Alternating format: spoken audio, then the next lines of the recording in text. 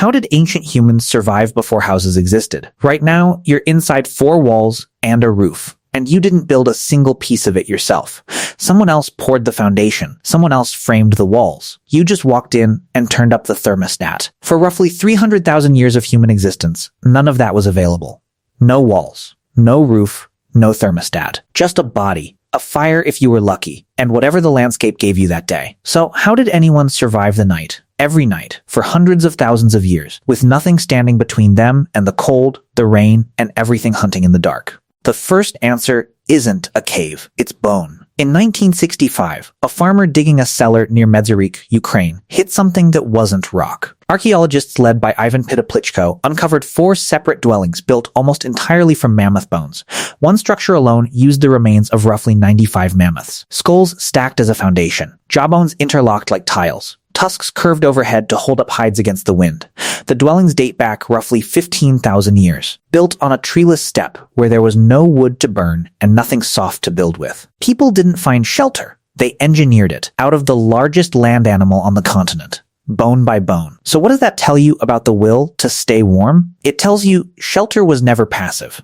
It was labor, deliberate, planned, physically brutal labor, hauling bones that weighed more than the people stacking them. But bone shelters only explain part of the puzzle. The deeper answer is fire, and it's older than almost anyone assumes. In 2012, geoarchaeologist Francesco Berna and his team published a study on Wonderwork Cave in South Africa, examining microscopic ash and burned bone fragments buried deep in the cave's sediment layers. Their conclusion? Controlled fire use dating back roughly 1 million years, nearly 800,000 years before Homo sapiens even existed. Not lightning-struck brush that burned itself out. Ash concentrated in one spot, generation after generation, meaning something was tending it. A fire that stays lit needs someone awake to feed it. Here's where it gets strange. Fire wasn't really about warmth first. It was about time. A controlled fire pushed back the length of the dangerous, useless dark and turned it into usable hours. Hours to cook, to talk, to repair a tool, to simply not be blind and vulnerable until sunrise. Everyone assumes early humans huddled in caves because caves were natural, ready-made shelter. The truth is stranger. Most usable caves were already occupied by cave bears. Cave hyenas, cave lions, twice the size of anything alive today. Moving into a cave often meant evicting or outlasting a predator far stronger than you. Shelter wasn't found. It was contested.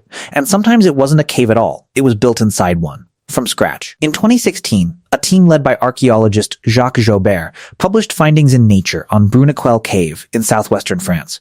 2 ring-shaped structures built from broken stalagmites, arranged deliberately, more than 300 meters from the entrance, in total darkness. Uranium-thorium dating placed the structures at roughly 176,500 years old. Tens of thousands of years before modern humans reached Europe. That makes the builders Neanderthals. Rings built with intention. Deep underground, using nothing but fire for light and stone for material. So what changed? Somewhere between bone huts on open steppe and stalagmite rings in total darkness, shelter stopped being a reaction to weather and became a form of planning ahead. Choosing a location, returning to it, defending it, improving it season after season. That pattern shows up again, closer to modern humans, at the edge of a lake in northern Israel. Archaeologist Dani Nadel began excavating Ohala II in 1989, after a drop in the Sea of Galilee's water level exposed the site for the first time in roughly 23,000 years. Waterlogged and sealed in mud, the site preserved something almost nothing else from that era does. The actual impressions of brush huts, oval in shape, built from branches and grass, arranged around a central hearth.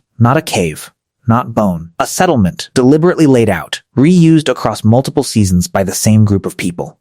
You can still see this same instinct today, just without the mud preserving it for archaeologists. Groups like the Hadza of Tanzania and the San of the Kalahari build temporary shelters from bent branches and grass in under an hour. Structures meant to last weeks, not centuries, torn down and rebuilt as the group moves with the seasons. The materials changed. The underlying logic didn't. So the obvious answer to how did ancient humans survive without houses is they built other things instead. Bone, brush, stone, fire. But that's not really the full answer. The real shelter was never the structure. It was the group building it together. A single person, alone on the steppe, with no fire and no help, does not survive a Ukrainian winter, no matter how many mammoth bones are lying around. It takes multiple people to drag a skull into place, hold a hide steady in the wind, keep a fire fed through 8 hours of darkness while others sleep. The walls mattered. The roof mattered. But none of it worked without a group of people committed to keeping each other alive until morning. You're back where you started, inside four walls you didn't build, under a roof someone else framed. Somewhere in the last few thousand years,